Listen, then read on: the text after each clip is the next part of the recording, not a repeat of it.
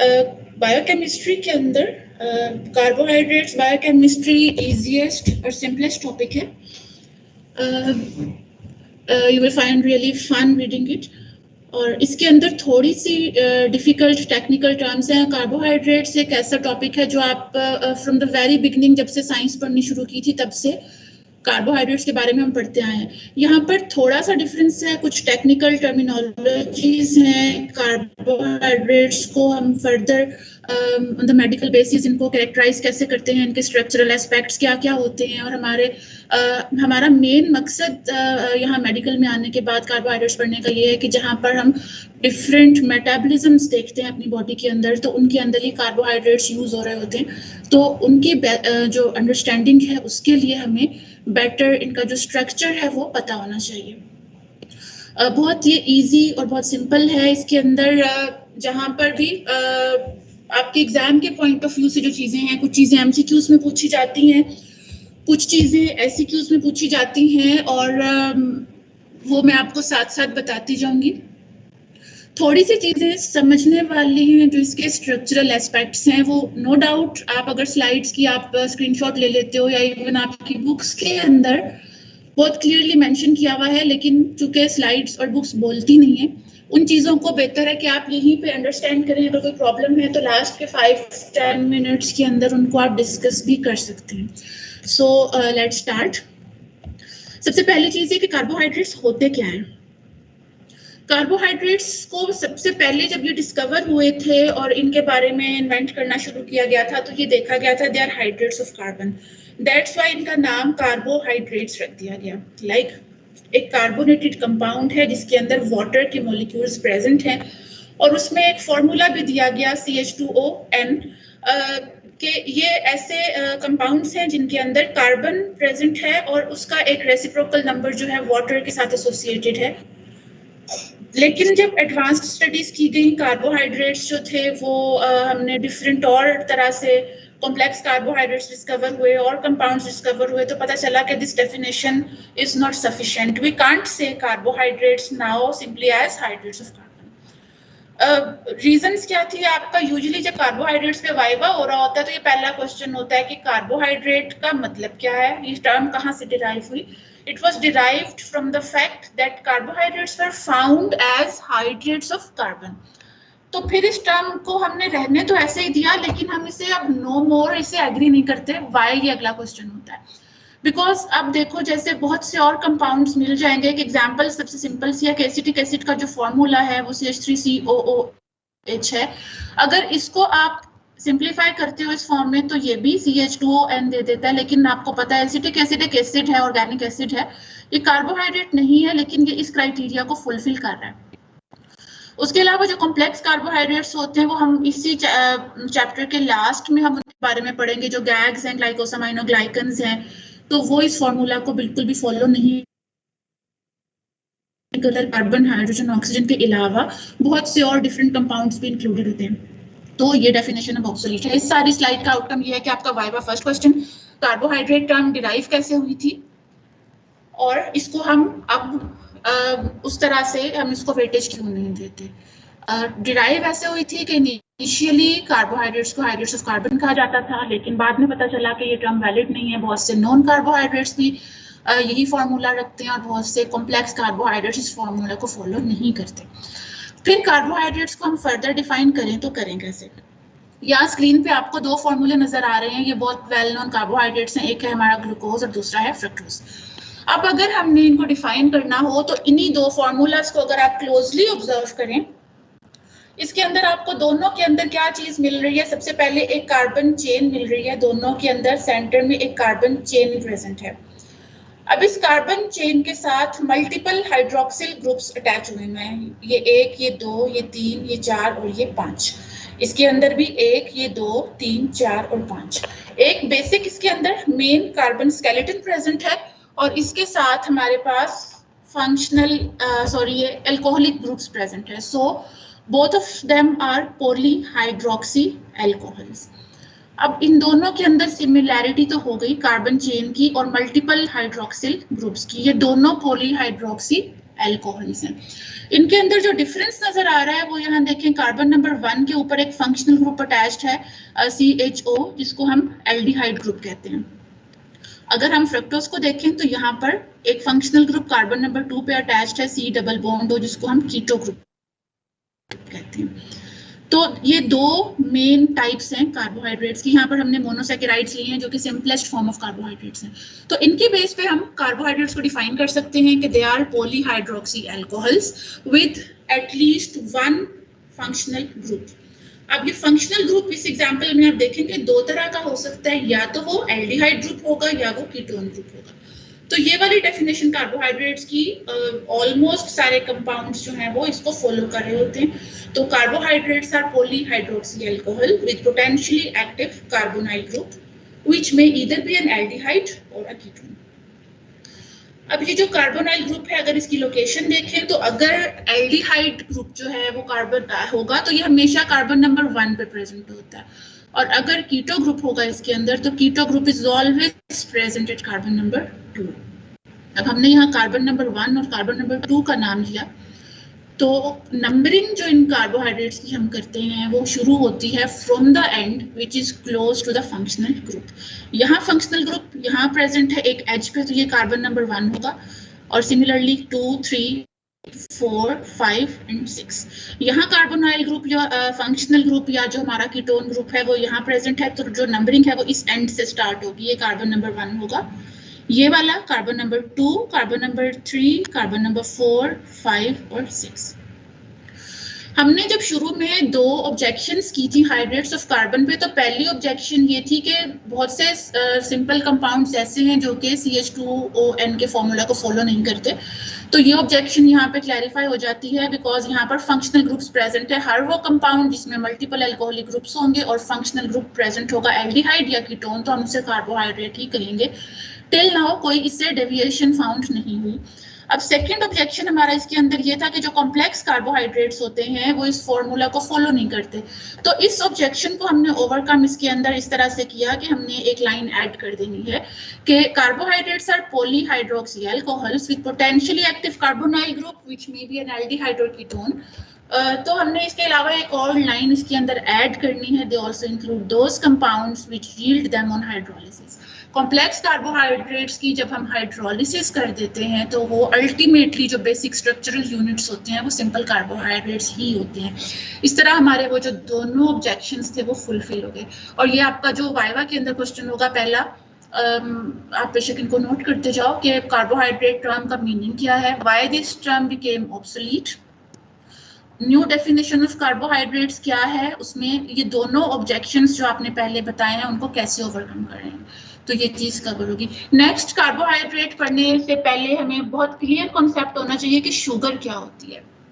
तो शुगर्स क्या होती हैं, क्रिस्टलाइन होगी, स्वीट इन टेस्ट होगी और सोलुबल इन वाटर होगी। जिस भी कंपाउंड के अंदर ये तीनों क्वालिटीज प्रेजेंट होंगी और वो कार्बोहाइड्रेट भी हो तो हम उसको शुगर कह देंगे। शुगर्स क्या है, they are carbohydrates, they are crystalline, they are sweet in taste and they are soluble in water। आप जो घर में चीनी यूज करते हो उसमें तीनों क्वालिटीज होती हैं, क्रिस्टलाइन भी होती है, स्वीट होती है और इजीली सोलुबल होती है वाटर के अंदर। नेक्स्ट, जो स्टार्टिंग क्वेश्चंस में से होता है कि what is a reducing sugar and what is a non reducing sugar. तो शुगर जो है, जो भी जिसके अंदर फ्री फंक्शनल ग्रुप प्रेजेंट होगा वो रिड्यूसिंग शुगर होगी, और जिसमें कोई फ्री फंक्शनल ग्रुप नहीं होगा वो नॉन रिड्यूसिंग शुगर होगी। अब फंक्शनल ग्रुप क्या थे, एल्डिहाइड ग्रुप था और कीटोन ग्रुप था। और फ्री और नॉन फ्री का मतलब क्या है कि जो फ्री फंक्शनल ग्रुप है, जैसे कि इन कंपाउंड्स के अंदर आप देखेंगे ये वाला जो डबल बॉन्ड है ये फ्री फॉर्म में प्रेजेंट है। जब भी इसे किसी कंपाउंड के साथ हम रिएक्ट कराएंगे तो ये बॉन्ड डिसॉल्व हो सकता है और ये रिड्यूस कर देगा जिस भी कंपाउंड के साथ ये रिएक्ट करेगा। इसी तरह यहाँ भी डबल बॉन्ड प्रेजेंट है और ये किसी के साथ अटैच्ड नहीं है। आगे जब हम डाइसैकेराइड्स और पॉलीसैकेराइड्स देखेंगे तो वहाँ पर हम इनको कंबाइंड फॉर्म में देखेंगे, जहाँ पर इन्होंने डिफरेंट और सब्सटेंसेस के साथ या डिफरेंट अदर शुगर्स के साथ, मोनोसैकेराइड्स के साथ लिंक बनाया हुआ होता है, तो वहाँ पर ये फ्री नहीं होते। जब ये फ्री होगा तो इसके अंदर रिड्यूसिंग प्रॉपर्टीज होंगी और एज ए रिजल्ट ये होगा कि ये जो शुगर्स हैं ये रिड्यूसिंग शुगर्स होंगी।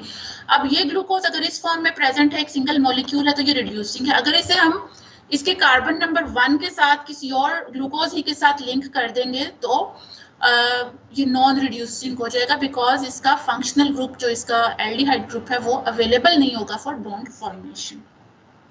तो ये बेसिक सी चीजें हैं। कार्बोहाइड्रेट्स क्या हैं, शुगर क्या होती है, रिड्यूसिंग शुगर क्या होती है और नॉन रिड्यूसिंग शुगर क्या होती है।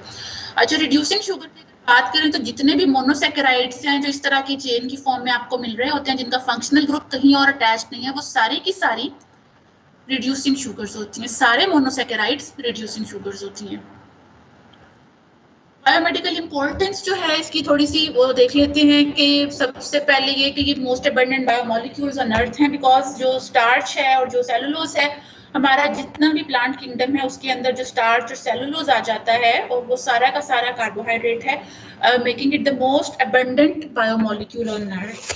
और ऑल लिविंग थिंग्स के लिए ये मेन सोर्स ऑफ एनर्जी है। अगर हम अपनी ही डाइट को देखें तो रोटी चावल के बगैर वो कंप्लीट नहीं होती।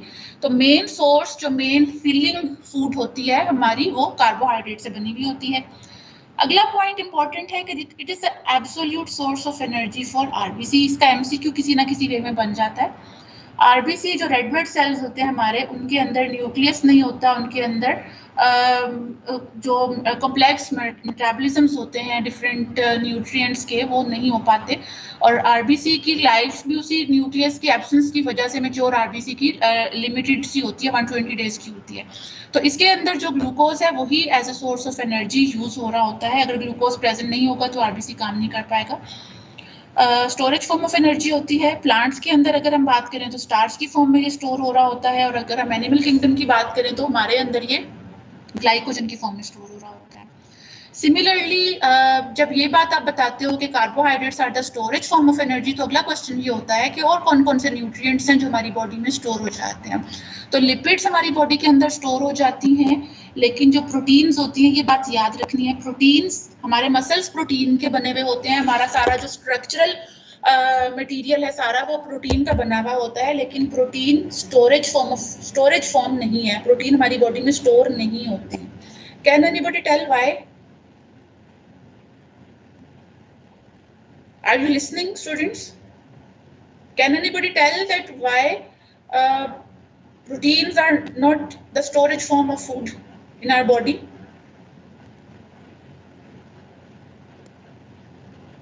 Because protein is utilized as the building block.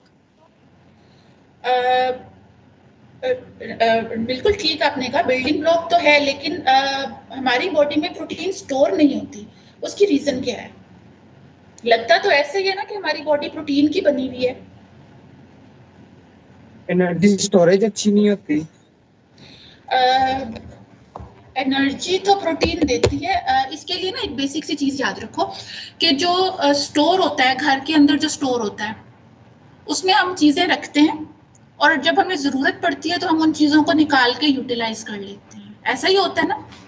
तो कार्बोहाइड्रेट्स जो है वो क्या करते हैं कि वो ग्लाइकोजन की फॉर्म में स्टोर हो जाते हैं। उससे भी ज्यादा अगर हमारे पास एक्सेस हो जाए तो उनको इवन हम फैट्स की फॉर्म में स्टोर कर लेते हैं। लेकिन जो प्रोटीन होती है, चूंकि वो हमारा बिल्डिंग ब्लॉक बना रही होती है, अभी आपने बताया कि बिल्डिंग ब्लॉक बना रही होती है, तो बिल्डिंग ब्लॉक्स का मतलब ये है कि इसको हम यूज सिर्फ तब कर सकेंगे जब कुछ और नहीं बचा। जैसे कि आपके पास एक बेसिक स्ट्रक्चरल यूनिट है, उसकी दीवारें हैं, आप उसके अंदर रखी हुई स्टोर में रखी हुई चीजें तो निकालते हो, एज इट इज उनको यूज कर लेते हो, लेकिन दीवारें कब यूज की जाती हैं, घर को बेचा कब जाता है? जब बिल्कुल कुछ नहीं बचा। तो नॉर्मल कंडीशंस के अंदर प्रोटीन एनर्जी के लिए यूज नहीं होती।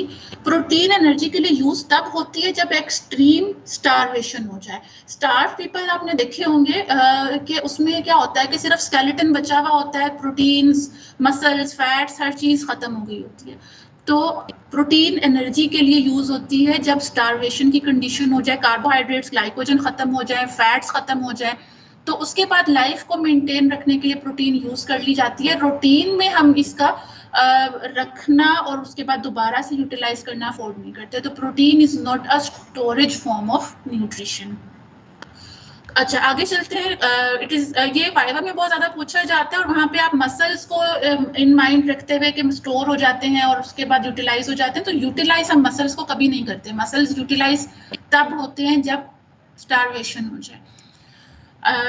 कार्बोहाइड्रेट्स का जो अगला फंक्शन है, जब आप फैट्स का मेटाबॉलिज्म पढ़ोगे तो फैट्स के मेटाबॉलिज्म को स्टार्ट करने के लिए हमें कार्बोहाइड्रेट चाहिए होते हैं इनिशिएशन के लिए। स्ट्रक्चरल बेसिस है, ग्लाइकोप्रोटीन ग्लाइकोलिपिड्स जो हैं वो सेल मेम्ब्रेन का कंपोनेंट है। उसके अलावा आपको पता है कि जो राइबोस डीऑक्सीराइबोस हैं वो आरएनए और डीएनए का पार्ट बना रही होती हैं। और उसके अलावा ये जो आखिरी पॉइंट है, they are used to form drugs like antibiotics and cardiac glycosides. Cardiac glycosides नहीं भूलने, आखिर में हम डिटेल में भी पढ़ेंगे इन्हें। कार्डियक ग्लाइकोसाइड्स पे नोट आता होता है। इस लेक्चर में बाकी चीज़ें जो हैं वो आपको बुक से मिल जाएंगी, लेकिन जो पॉइंट्स आपको बताए जा रहे हैं ना एग्जाम के पॉइंट ऑफ व्यू से कि ये चीज़ पूछी जाएगी, आप उनको प्लीज़ नोट करते जाओ। और उनमें भी अगर कोई क्यूरी हो तो हम आखिर में 1-2 रिवीजन लेक्चर्स रखेंगे जिनमें हम उन्हें कवर कर लेंगे, ताकि जब आप एग्जाम के लिए जाओ तो आप पूरी तरह से प्रिपेयर्ड हो। और अगर आपके पास कोई और क्वेश्चन होते हैं तो आप वो भी नोट डाउन करके मुझे सेंड कर सकते हैं। बात आ गया क्लासिफिकेशन ऑफ कार्बोहाइड्रेट्स, तो पहले भी आप लोग ये पढ़ चुके हो। मोनोसेकेराइड्स होते हैं, सिंगल कार्बोहाइड्रेट, डाइसेकेराइड्स में 2 यूनिट्स लिंक्ड होंगी। कुछ बुक्स में आपको ओलिगोसेकेराइड्स नहीं मिलेंगे तो कोई बात नहीं। ओलिगोसेकेराइड्स होते हैं जिनके अंदर 3 to 10, 3 to 8 एक स्मॉलर यूनिट ऑफ कार्बोहाइड्रेट्स होता है। पॉली में मैनी कार्बोहाइड्रेट्स होते हैं। इसमें से जब क्लासिफिकेशन की बात आती है तो डिराइव्ड कार्बोहाइड्रेट्स पूछे जाते हैं कि डिराइव्ड कार्बोहाइड्रेट्स को आप डिफाइन करेंगे क्या होते हैं और इनकी टाइप्स क्या क्या हैं। मोनोसेकेराइड्स, डाई, ओलिगो, पॉली तो आप शुरू से पढ़ते आ रहे हो। डिराइव्ड कार्बोहाइड्रेट्स के ऊपर क्वेश्चन आता होता है। डिराइव्ड कार्बोहाइड्रेट्स वो कार्बोहाइड्रेट्स होते हैं जो कि डिफरेंट अदर कार्बोहाइड्रेट्स के ऊपर डिफरेंट अदर कंपाउंड्स के रिएक्शन से बनते हैं। इन डिटेल अगली स्लाइड्स में हम इसको भी करेंगे। मोनोसेकेराइड्स क्या होते हैं? Monosaccharides are made up of a single sugar unit, जैसे कि ग्लूकोज है, गैलेक्टोज है। नंबर ऑफ कार्बन, अच्छा अब उसके बाद हम इनको क्लासिफाई करते हैं on the basis of number of carbons और on the basis of type of functional group. Number of carbon की बेस पे क्या होगा कि इसमें नंबर ऑफ कार्बन जितने भी हों, अगर ये यूनिट एक ही है तो ये एक मोनोसेकेराइड ही होगा। तो नंबर ऑफ कार्बन की बेसिस पे हम 3 कार्बन होंगे तो ट्रायोस कह देंगे, सोन 4 पे टेट्रोस कह देंगे, 5 पे पेंटोस कह देंगे, हेक्सोस कह देंगे। आगे एक टेबल देख सकते हैं। उसके अलावा टाइप ऑफ फंक्शनल ग्रुप हमने देखा था कि फंक्शनल ग्रुप हमारे पास 2 थे, या तो एल्डिहाइड ग्रुप था और या कीटोन ग्रुप था। तो एल्डिहाइड और कीटोन ग्रुप को हम देखेंगे और उसकी बेस पे हम इन्हें एल्डोजिस और कीटोजिस में क्लासिफाई कर सकते हैं। कि जो बुक है मुश्ताक, उसमें भी आपको ये मिल जाएगा, लिपिनकॉट में भी ये है, इसको देख लें। ट्रायोजिस, टेट्रोजिस, पेंटोजिस, हेक्सोजिस, इनका फॉर्मूला सेम होगा C3H6O3। और ये वही फॉर्मूला है वो शुरू में जो हमने देखा था हाइड्रेट्स ऑफ कार्बन वाला, ये वही फॉर्मूला है जो मोनोसेकेराइड्स हैं। ये उस फॉर्मूले को भी फॉलो कर रहे होते हैं जो कि अब नो मोर इन यूज है। अगर एल्डो ग्रुप प्रेजेंट होगा तो इसी ट्रायोज को हम ग्लिसरल्डिहाइड कहेंगे, और अगर फंक्शनल ग्रुप इसके अंदर कीटोन होगा तो हम इसे डाइहाइड्रोक्सी एसीटोन कहेंगे। टेट्रोज के अंदर 4 कार्बन, 8 हाइड्रोजन, 4 ऑक्सीजन। अगर एल्डिहाइड ग्रुप होगा तो ये एरिथ्रोज होगी और अगर कीटोज होगा तो ये एरिथ्रोलोज होगी। पेंटोजिस में राइबोजाइलोज आ जाती हैं, राइबोलोज आ जाती है। हेक्सोजिस में अगर एल्डिहाइड ग्रुप होगा तो ग्लूकोज है और अगर कीटो ग्रुप होगा तो फ्रुक्टोज है। शुरू में हमने इसी की एग्जांपल देखी थी। अब इस टेबल के अंदर सिंपल सा एमसीक्यू एक इसमें से बन जाता होता है। इसमें से आपको कोई सा एक नाम दे देंगे और आपको पूछ लिया जाएगा कि इसका जनरल फॉर्मूला बता दें या इसके अंदर फंक्शनल ग्रुप कौन से। फॉर एग्जांपल आपको राइबोलोज दे के पूछ लिया जाए कि इसका फंक्शनल ग्रुप आइडेंटिफाई करें या इसके नंबर ऑफ कार्बन्स बताएं, इसका फॉर्मूला बताएं। और इनकी थोड़ी थोड़ी क्लिनिकल इंपॉर्टेंस, ये बहुत इंपॉर्टेंट है। आगे भी इंशाल्लाह ताला मैं करवा दूंगी स्लाइड्स के अंदर, लेकिन आप ये नोट डाउन करो। पेपर में हार्पर जो आपकी बुक है वो पूरी नहीं पढ़नी, लेकिन हार्पर में इनका थोड़ा थोड़ा सा इंट्रोडक्शन दिया हुआ है। इनकी बायोमेडिकल इंपॉर्टेंस वो आपने करनी है। बुक खरीदने की भी इवन ज़रूरत नहीं है, आपको मैं स्क्रीनशॉट शेयर कर दूंगी। लेकिन अभी बताने का मकसद ये कि अगर उस टाइम पे आप नहीं होते या मैं भूल जाऊं तो आपको ये चीज़ पता हो कि ये जितना भी इस टेबल के अंदर जो आपको चीज़ें नज़र आ रही हैं, इनकी बायोमेडिकल इंपॉर्टेंस UHS के पेपर में UQ है। और चूँकि ये थोड़ा एक साइड पे है तो मुश्ताक में एज इट इज़ नहीं दी हुई, तो ये आप लोग अक्सर स्किप कर देते हो। बायोमेडिकल इंपॉर्टेंस ऑफ मोनोसेकेराइड्स बहुत इंपॉर्टेंट है, इंशाल्लाह मैं आपको ये करवाऊंगी। Disaccharides, maltose, lactose, sucrose, trehalose, detail में हम इन्हें भी करेंगे। ओलिगोसेकेराइड्स जो हैं अल्फा डेक्स्ट्रिन, माल्टोट्रायोज। पॉलीसेकेराइड्स के अंदर होमोपॉलीसेकेराइड्स हम तब कहेंगे जब हमारे पास एक ही तरह के शुगर यूनिट्स आ जाएंगे। Starch, glycogen, dextrin, dextrin, inulin. Introductory lecture है, ये जो चीज़ें हम कर रहे हैं इनको जस्ट आप गो थ्रू करें, थोड़ा यूज टू हो जाए इन नामों से। डिटेल में हम इन सबको पढ़ेंगे। हेट्रोपॉलीसेकेराइड्स के अंदर म्यूकोपॉलीसेकेराइड्स आ जाते हैं, म्यूसिलेजेस हैं और हेमिसेलुलोज हैं। और डिराइव्ड कार्बोहाइड्रेट्स, ये जो बताया था आपको कि सबसे इंपॉर्टेंट है इसके ऊपर इसको डिफाइन करना। और इसको क्लासिफाई करना आता होता है। डिराइव्ड कार्बोहाइड्रेट्स में शुगर एसिड्स जो कि कार्बोहाइड्रेट्स के ऊपर एसिड के रिएक्शन से बन रहे होते हैं, alcohols, amino sugars, deoxy sugars, conjugate sugars derive किए हुए होते हैं ये शुगर्स में से by the action of some other compound. Monosaccharides को इन डिटेल अगर देखें तो they are simple sugars, simple है, क्रिस्टलाइन होती हैं, कलरलेस होती हैं, स्वीट इन टेस्ट होती हैं, सोलुबल इन वाटर होती हैं, they can not be hydrolysed further. इसका मतलब क्या है कि ये जो हमारे पास एक बेसिक यूनिट है, जैसे आपने प्रोटीन के अंदर देखा था कि जो उसका प्राइमरी स्ट्रक्चर होता है वो ब्रेकेबल नहीं होता, अगर वो ब्रेक हो जाए तो वो प्रोटीन नहीं रहती। इसी तरह इसके अंदर भी इसको हम नॉर्मली हाइड्रोलाइज नहीं कर सकते, इसको ब्रेक करने के लिए हाई एनर्जी कंडीशंस चाहिए होंगी, स्ट्रॉन्ग एसिड्स चाहिए होंगे।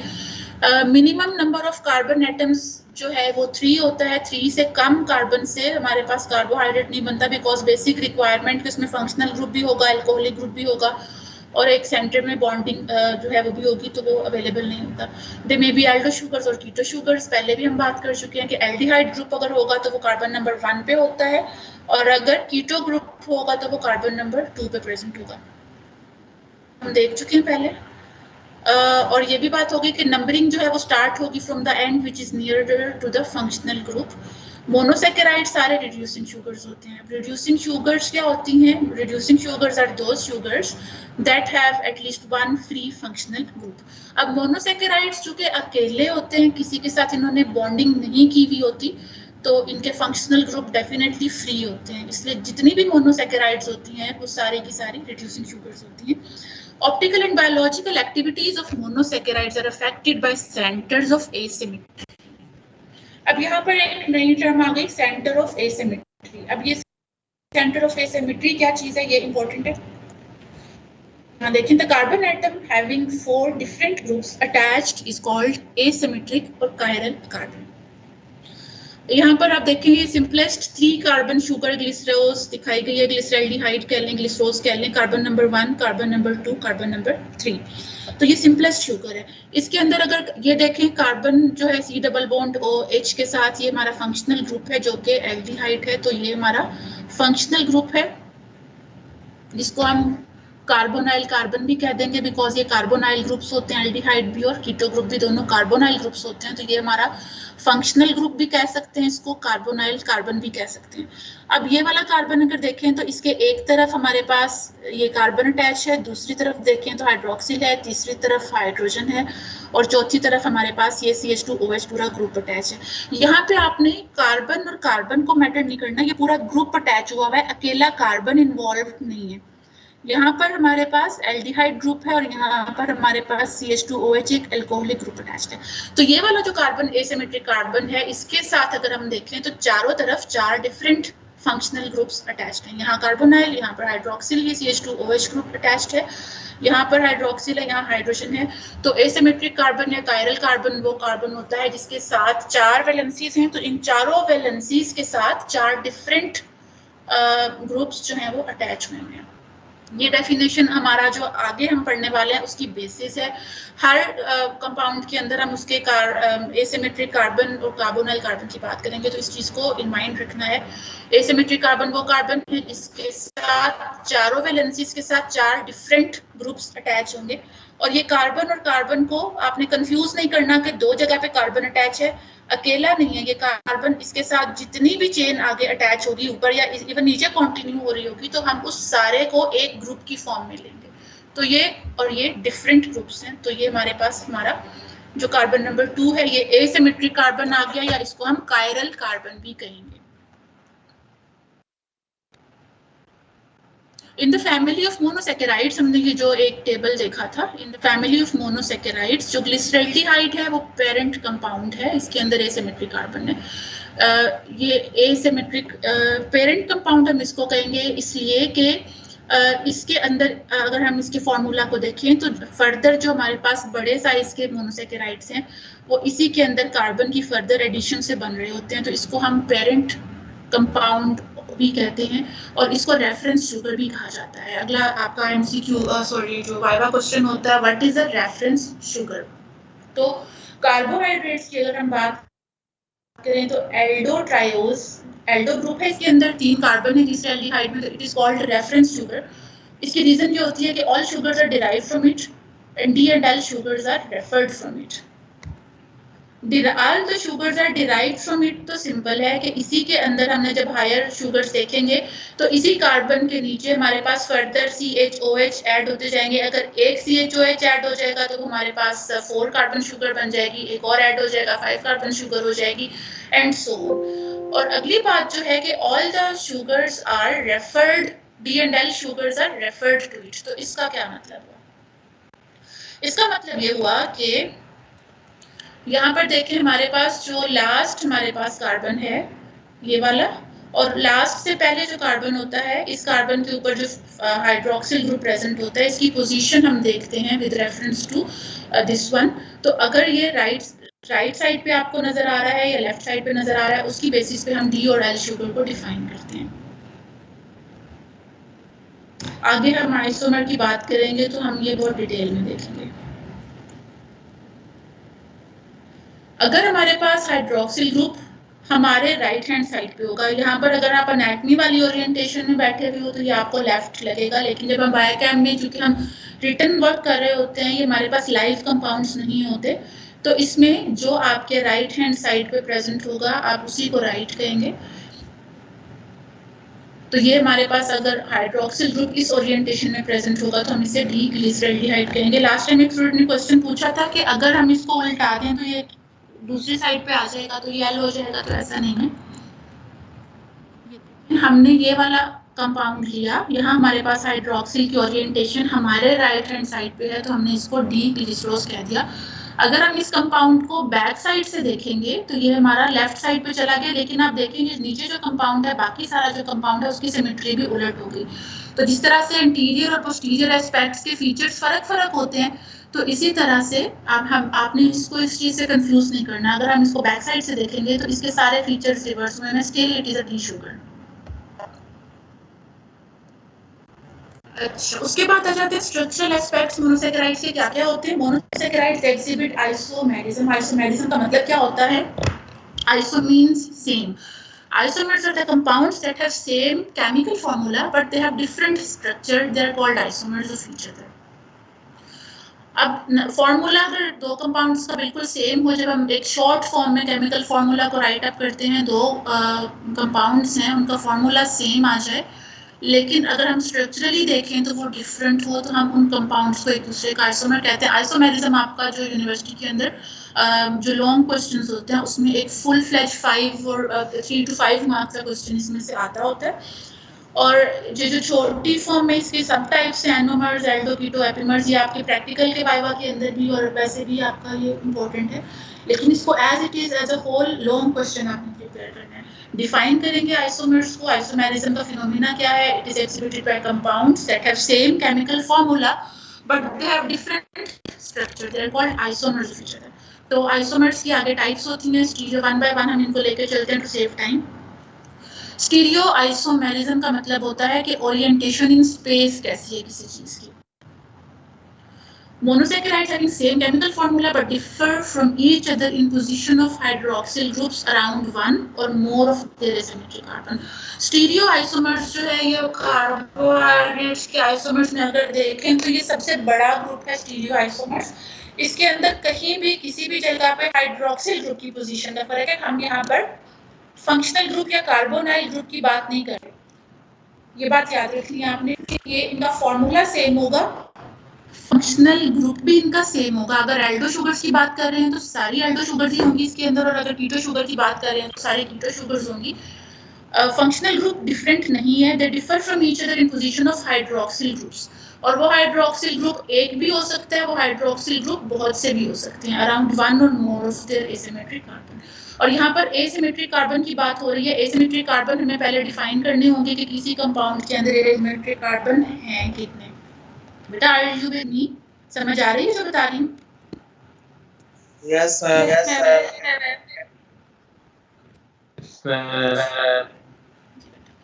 तो stereoisomers are compounds that have same chemical formula but they differ in position of hydroxyl group and not the position of functional group.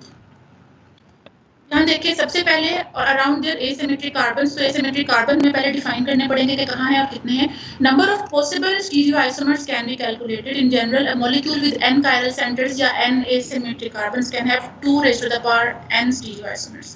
अब यहाँ देखेंगे स्टाइल्डिहाइड के अंदर एसिमेट्रिक कार्बन पहला तो नहीं है, बिकॉज यहाँ पर दो डबल बॉन्ड प्रेजेंट है, कार्बन की दो वैलेंसी ऑक्सीजन के साथ है. सेकेंडली हमारा फंक्शनल ग्रुप है. कार्बन नंबर 2 जो है ये हमारा कायरल सेंटर है, एसिमेट्रिक कार्बन है, और ये वाला नहीं है.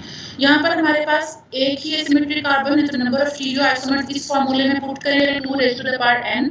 तो यहाँ पर हमने n में 1 की वैल्यू पुट की, तो 2 ही हमारे पास इसके स्टीरियोआइसोमर्स हो सकते हैं. अब ग्लूकोज की बात करो तो ग्लूकोज के अंदर क्या है कि हमारे पास पहला फंक्शनल ग्रुप है जो कि एसिमेट्रिक नहीं है. ये हमारे पास एसिमेट्रिक कार्बन, ये हमारे पास एसिमेट्रिक कार्बन, ये भी एसिमेट्रिक कार्बन और ये भी एसिमेट्रिक कार्बन. हमारे पास यहाँ पर 4 एसिमेट्रिक कार्बन्स हैं. तो यहाँ हमने जब इस फॉर्मूले के अंदर इसको पुट किया 2 raised to the power 4, तो हमारे पास ग्लूकोज के 16 स्टीरियोआइसोमर्स आ सकते हैं. तो स्टीरियोआइसोमर्स क्या हैं? They have same chemical formula but position of hydroxyl group में डिफर अलोंग वन और मेनी एसिमेट्रिक कार्बन्स. अब एपिमर्स जो है ये वेरी क्लोज टू स्टीरियोआइसोमर्स हैं. स्टीरियोआइसोमर्स में हमने बात की है इन position of hydroxyl group around one और मोर एसिमेट्रिक कार्बन. इसी डेफिनेशन को अगर हम इसी ग्रुप के अंदर से हम सब ग्रुप एक और बना लें, हम इसको अलग से नाम दे देते हैं एपिमर, तो यहाँ पे क्या आ जाता है? Stereoisomers differ in configuration around any one asymmetric carbon atom, जो कि रेफरेंस कार्बन नहीं होगा. रेफरेंस कार्बन कौन सा था? Anyone remember? What was the reference carbon? Aldehyde वाला. नहीं बेटा, वो रेफरेंस कार्बन नहीं था, वो हमारा फंक्शनल ग्रुप था. वापस चलते हैं हम. जस्ट हैव ये वाला. नहीं बेटा, ये वाला जो कार्बन हमारे पास होता है, जो कि लास्ट सेकंड लास्ट जो कार्बन होता है ना, वो रेफरेंस कार्बन होता है. रेफरेंस कार्बन में बताता है कि कोई शुगर डी शुगर है या एल शुगर है. आगे हम इसको पढ़ेंगे, क्लियर हो जाएगा. इसको इसलिए मैंने अदर कलर में किया है, हम इसको इससे बात करेंगे. Stereoisomers differ in configuration around any one carbon atom. पहले हमने बात की है, जब स्टीरियोआइसोमर्स की बात की है तो हमने उसमें ये कहा है कि अराउंड वन और मैनी कार्बन, जो कि फंक्शनल ग्रुप नहीं होगा. अब इसमें हमने एक और लिमिटेशन लगा दी कि फंक्शनल ग्रुप भी सेम होगा इनका, और रेफरेंस कार्बन ये वाला रेफरेंस कार्बन है जो कि सेकंड लास्ट है. यहाँ पे इसका ये रेफरेंस कार्बन है, इसका ये रेफरेंस कार्बन है. इसकी बेस पे हम डी और एल शुगर बनाएंगे. तो एपिमर्स जो है differ in configuration around any one carbon atom. पहली बात कि सिर्फ एक पॉइंट पर डिफर करेंगे. दूसरी बात ये कि इनका फंक्शनल ग्रुप डिफरेंट नहीं होगा. अब वो जो एक डिफरेंस है वो फंक्शनल ग्रुप पे नहीं होगा, वरना एल्डो कीटो हो जाएगी. और सिमिलरली ये रेफरेंस कार्बन पे भी नहीं होगा. अगर यहाँ पर ओरिएंटेशन चेंज होगी तो वो डी और एल शुगर हो जाएगी. तो stereoisomers differ in configuration around any one carbon atom. It should not be the functional group and it should not be the reference carbon. ये MCQ में क्वेश्चन आता होता है कि D mannose, D glucose, D galactose जो हैं ये epimers हैं. कार्बन नंबर 2 पे डिफरेंस है. यहाँ पर देखें ग्लूकोज तो हमने मेन ले लिया, कार्बन नंबर 2 पे डिफरेंस है, कार्बन नंबर 4 पे डिफरेंस है. इसका क्वेश्चन ये पूछा जाता है कि मैनोस, ग्लूकोज और गैलेक्टोज जो हैं ये एपिमर्स हैं. तो क्या गैलेक्टोज और मैनोस आपस में एक दूसरे के एपिमर्स हैं? Just look at the screen and tell. Yes, ma'am. बेटा ये दोनों गैलेक्टोज और मैनोस ग्लूकोज के एपिमर्स तो हैं, बिकॉज ग्लूकोज से सिर्फ एक पॉइंट पे यहाँ डिफर करें तो मैनोस होगी, यहाँ डिफर करें तो गैलेक्टोज होगी. लेकिन क्वेश्चन ये पूछा जाता है कि क्या मैनोस और गैलेक्टोज भी एपिमर्स होंगे? तो नहीं होंगे, बिकॉज देखो यहाँ पे भी डिफर है. यहाँ पर हाइड्रोक्सिल हमें इस साइड पे मिल रहा है, यहाँ पे इस साइड पे है. इसी तरह कार्बन नंबर 4 पे भी डिफरेंस है. तो गैलेक्टोज और मैनोस आपस में एपिमर्स नहीं है. तो एपिमर्स के अंदर 3 पॉइंट्स आपने याद रखने हैं. पहली बात ये कि सिर्फ एक कार्बन पे डिफरेंस होगा. दूसरी बात फंक्शनल ग्रुप डिफरेंस नहीं होगा. और तीसरी बात कि वो जो वन कार्बन डिफर कर रहा है वो ये वाला रेफरेंस कार्बन नहीं होगा. एंशियोमर सिंपल है, इनके बारे में ज्यादा डिटेल में नहीं जाएंगे. They are mirror images of each other के उसके अंदर सारी ही ओरिएंटेशन जो है वो ऐसी होती है जैसे आप मिरर के सामने किसी चीज को रखें, एक का हाइड्रोक्सिल दूसरे के हाइड्रोजन के वो ऑपोजिट कर रहा होता है। टी एंड एल शुगर्स आ गई, वो जो हम रेफरेंस शुगर की बात कर रहे थे उसका कॉन्सेप्ट यहाँ क्लियर हो जाएगा। Monosaccharides are considered to be derived from glyceraldehyde. हमने शुरू में बात की थी ग्लिसरॉल्डिहाइड पेरेंट कंपाउंड है बिकॉज सारी शुगर सारी मोनोसैकेराइड इससे डिराइव होती हैं और इसी से उनको रेफर किया जाता है। Glyceraldehyde is the reference sugar as D and L sugars are derived from it. The configuration of hydrogen and hydroxyl groups at the second carbon atom of glyceraldehyde, जो कि इसका chiral या asymmetric carbon है, ये D और L sugars की base बनाता है। ये देखिए, ये इसका asymmetric carbon है। If D group, in D form of hydroxyl group, in D form hydroxyl group is on our right hand side, इसको anatomy से बेटा confuse नहीं करना, while in L form hydroxyl group is on the left side of the chiral atom.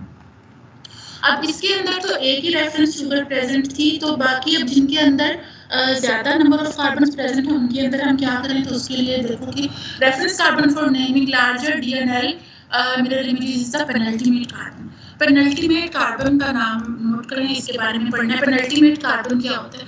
Penultimate carbon is the asymmetric carbon farthest from the functional group.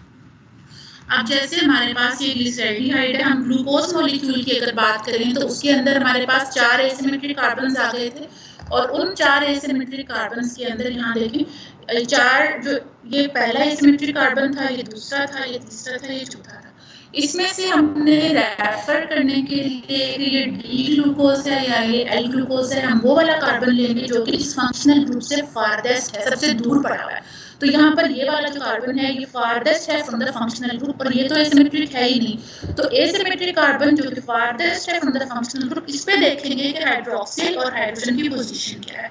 अगर hydroxyl group की position towards right होगी तो हम इसे D glucose कह देंगे, बाकी जो भी स्ट्रक्चर होगा। और अगर यही वाला हाइड्रोक्सिल ग्रुप जो है वो इस साइड पे होगा तो हम उसे एल ग्लूकोज कह देंगे।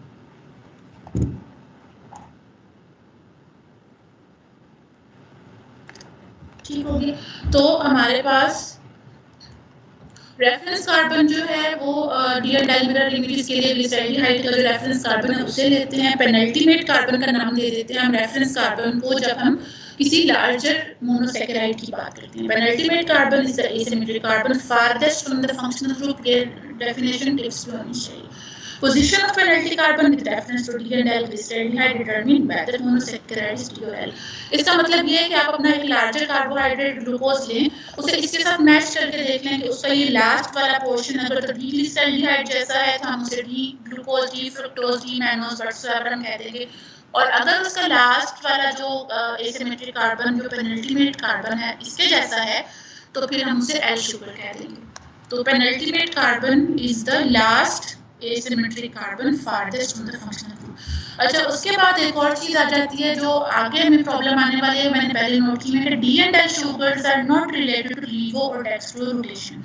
आगे हम लीवो और डेक्स्ट्रो रोटेशन की बात करेंगे, small L and small D sugars की बात करेंगे।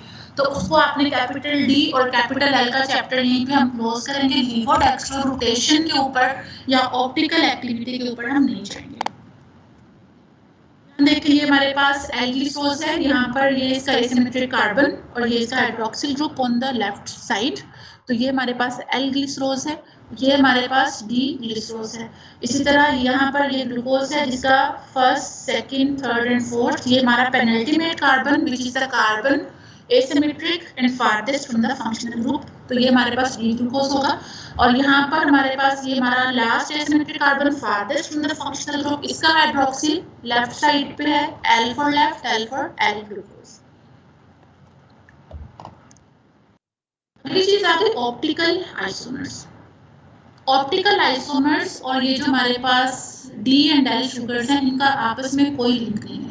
डी एंड एल शुगर्स जो capital D and capital L sugars हैं ये हमारा सिर्फ एक स्ट्रक्चरल फॉर्म है, और जो हमारे पास ऑप्टिकल आइसोमर्स हैं ये इनकी ऑप्टिकल एक्टिविटी, इनके फंक्शन की बेस पे, जिस तरह हम किसी की शक्ल देख के उसके बारे में उसकी कैपेबिलिटीज के बारे में कमेंट नहीं कर सकते, इसी तरह कैपिटल डी और कैपिटल एल शुगर्स जो हमने अभी पढ़ी हैं उनको देख के हम इनकी ऑप्टिकल एक्टिविटी नहीं बता सकते। ये अगेन ये वो चीज़ है जो कि स्टूडेंट्स यूजुअली डी और एल शुगर्स को डेक्स्ट्रो और लीवो रोटेशन से कंफ्यूज करते हैं। ये बहुत फ्रीक्वेंटली आस्क्ड क्वेश्चन होता है, इसको आप नोट डाउन करें, इसको कंफ्यूज नहीं करना।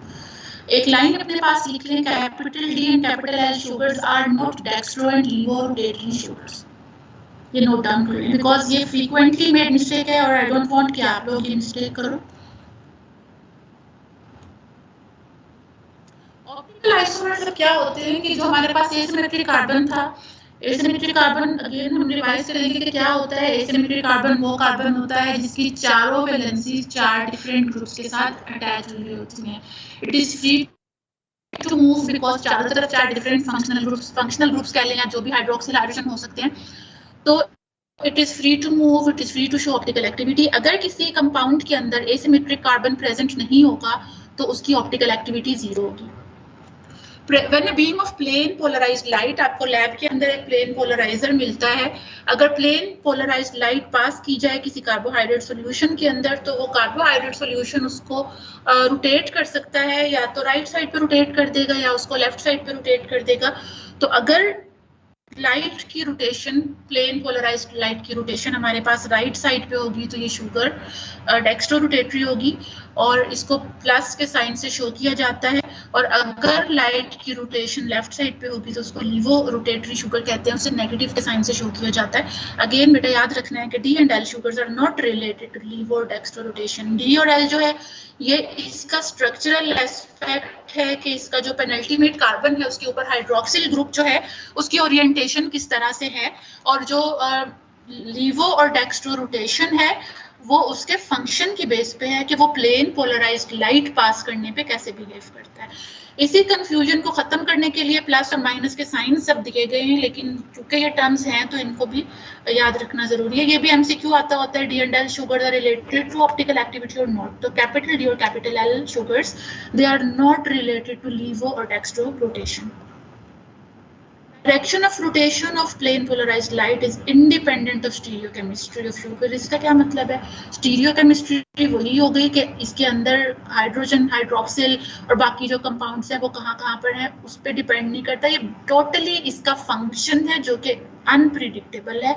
ये हमें उसी सूरत में पता चलता है जब हम इसको प्लेन पोलराइज्ड लाइट के थ्रू हम इसको परफॉर्म करके देखते हैं। जैसे कि कोई भी स्टूडेंट हमारे पास है, हम उसको देख के तो नहीं बता सकते कि ये कितने मार्क्स लेगा जब तक कि हम उसका एक पेपर ना ले लें। तो सिमिलरली ये शुगर्स जो है ये भी इनकी जो स्टीरियोकेमिस्ट्री है, इनकी जो एपरेंट लुक है उसकी बेस पे हम उसकी रोटेशन नहीं बता सकते।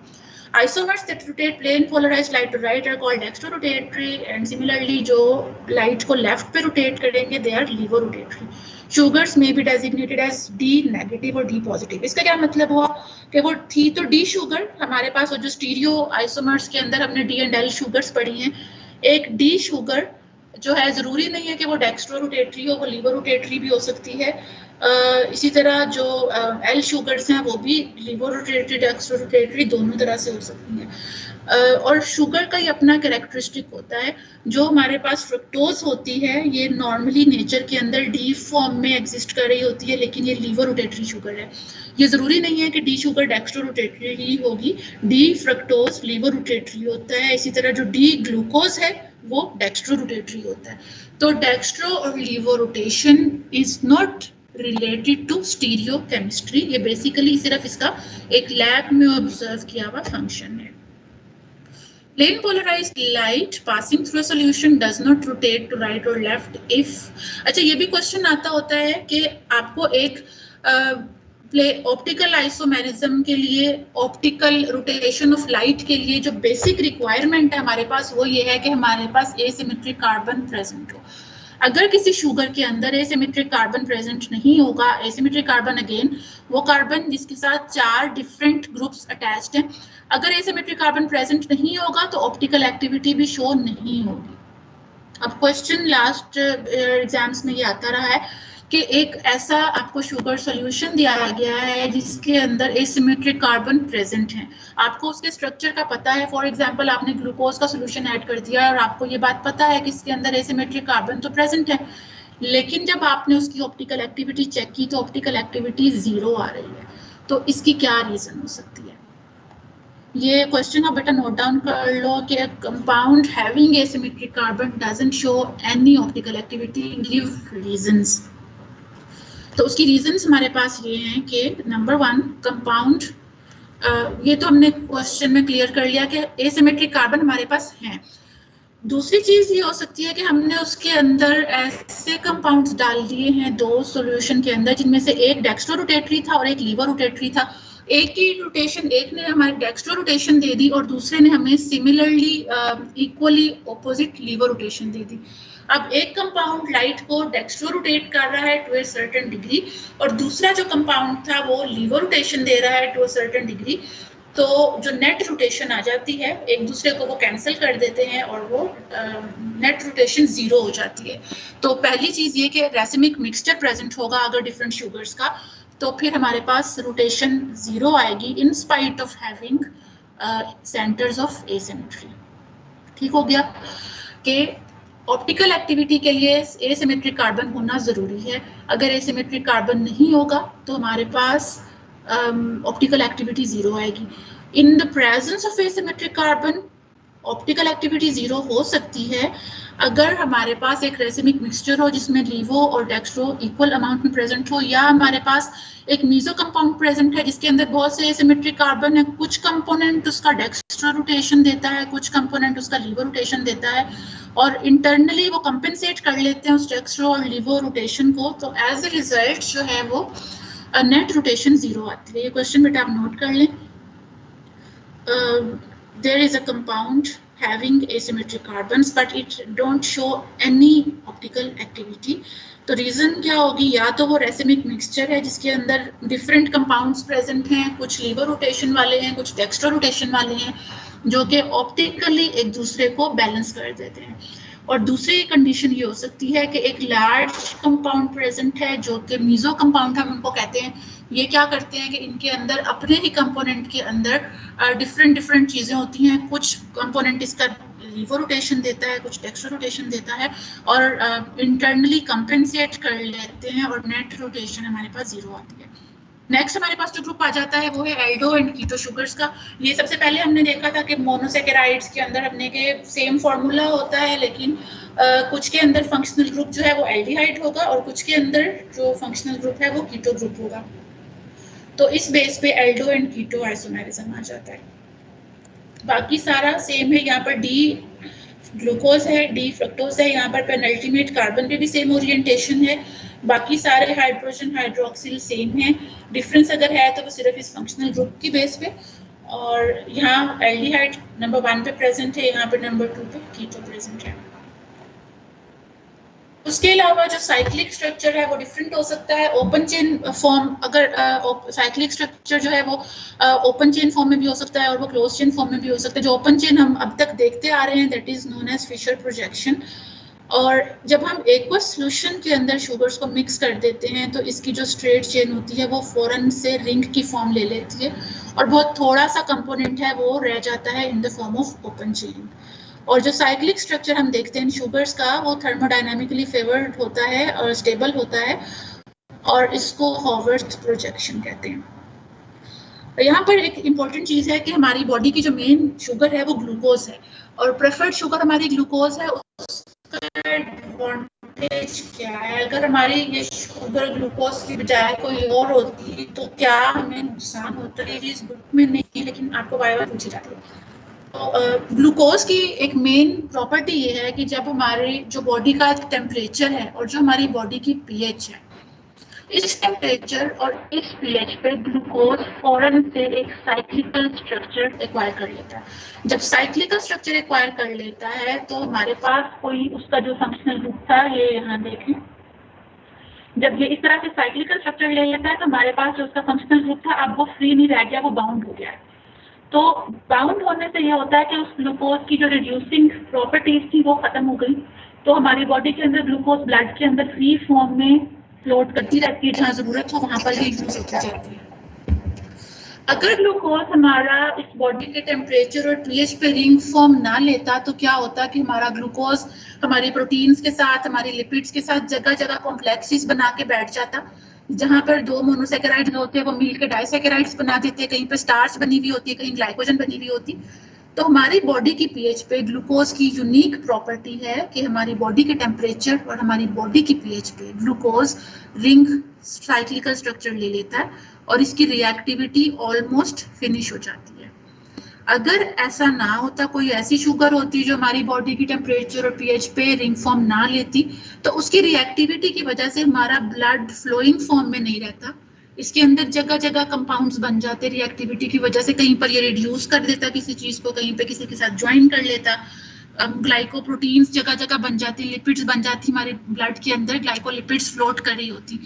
तो ये जो ओपन चेन और साइक्लिकल स्ट्रक्चर की जो इंटरकन्वर्जन है ये हमारी लाइफ के लिए बहुत इंपॉर्टेंट है। ओपन चेन को फिशर प्रोजेक्शन कहते हैं और जब हम साइक्लिकल स्ट्रक्चर की बात करते हैं तो उसको फॉरवर्ड प्रोजेक्शन कहते हैं। और जब हमारे पास एक 6 मेंबर्ड रिंग आ जाता है उसे हम पायरानोज रिंग कहते हैं, और जब 5 मेंबर्ड रिंग आता है, F for 5 and F for furan, तो फ्यूरान जो है वो 5 मेंबर्ड रिंग होता है और जो पायरानोज है वो 6 मेंबर्ड रिंग होता है।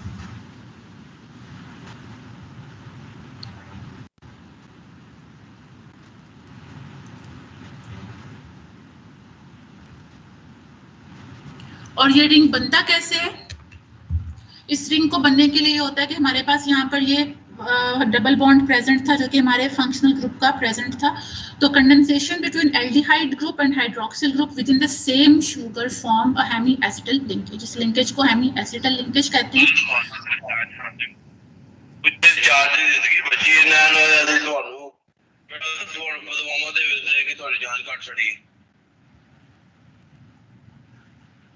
Who is there?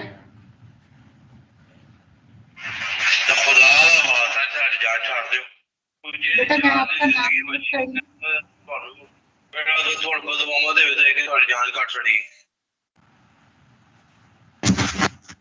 बेटा इतना डिप्रेस होने की जरूरत नहीं है, खत्म हो रहा है बस लेक्चर आपका अभी।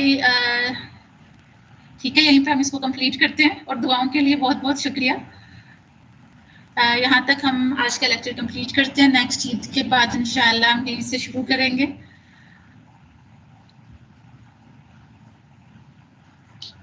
Okay ma'am. अल्लाह हाफिज़ ma'am. And I enjoyed a lot of comments giving. Eid मुबारक बेटा। ईद के बाद इंशाल्लाह हम नेक्स्ट यहीं से स्टार्ट करेंगे। कोशिश करना इसको मुश्ताक बायोकेमिस्ट्री जो है वो सफिशिएंट है इसके लिए इनिशियल रीडिंग के लिए, तो वहाँ से यहाँ तक आप करके आइएगा। तो नेक्स्ट इंशाल्लाह हम इसको थोड़ी सी रिवीजन देंगे जो हमने किया और उसके बाद हम नेक्स्ट पे जाएंगे। ओके, अल्लाह हाफिज़। इंशाल्लाह अल्लाह हाफिज़ मैम। मैम जी बेटा।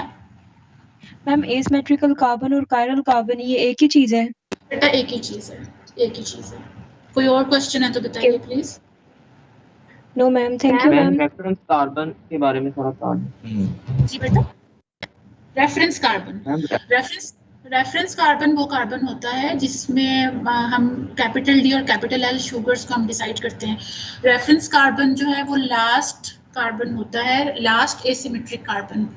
Last asymmetric carbon, the asymmetric carbon farthest from the functional group, और इसी को हम पेनल्टीमेट कार्बन भी कहते हैं। इसके बेस पे हम डिसाइड करते हैं कि हमारी जो शुगर हम देख रहे हैं वो डी शुगर है या एल शुगर है। स्लाइड में खोल देती हूँ आपको, ये देखो यहाँ पर ये लास्ट, यहाँ ये सिंपलेस्ट जो है रेफरेंस कार्बन ये वाला है, लेकिन अगर हम इसको कहते हैं, इससे रेफर करते हैं हम ग्लूकोज को। यहाँ पर अगर देखें तो ये जो पेनल्टीमेट कार्बन है ये इससे मैच करेंगे हम, डी ग्लिसरोज था, अगर ये लास्ट वाला जो कार्बन इसके अंदर है ये उससे मैच कर रहा है तो ये भी हम डी ग्लूकोज कह देंगे। ये हमारा रेफरेंस कार्बन है, और जब रेफरेंस कार्बन एक बड़े कार्बन के अंदर आ जाता है तो ये हमारा last asymmetric carbon farthest from the functional group, इसी को पेनल्टीमेट कार्बन भी कहते हैं। बेटा कोई और क्वेश्चन है तो बताइए। मैम यस मैम हम पेनल्टीमेट कार्बन सेकंड लास्ट में रहते हैं, अगर हम कह रहे हैं कि फारदेस्ट होना चाहिए तो लास्ट नंबर पे। बेटा सेकंड लास्ट इसलिए कि ये जो लास्ट पे हमारे पास मोनोसेकेराइड्स में आ रहा है, देखो यहाँ CH2OH है, इस कार्बन के साथ 2 हाइड्रोजन्स हैं, तो ये एसिमेट्रिक कार्बन तो ना हुआ, तो लास्ट एसिमेट्रिक कार्बन ठीक है। Okay ma'am, thank you.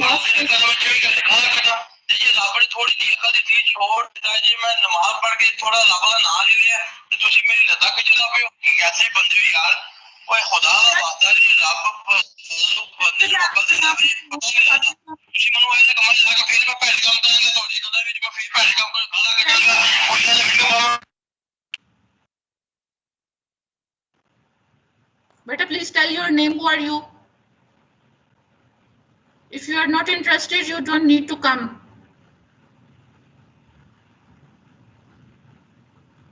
Ma'am जी बेटा।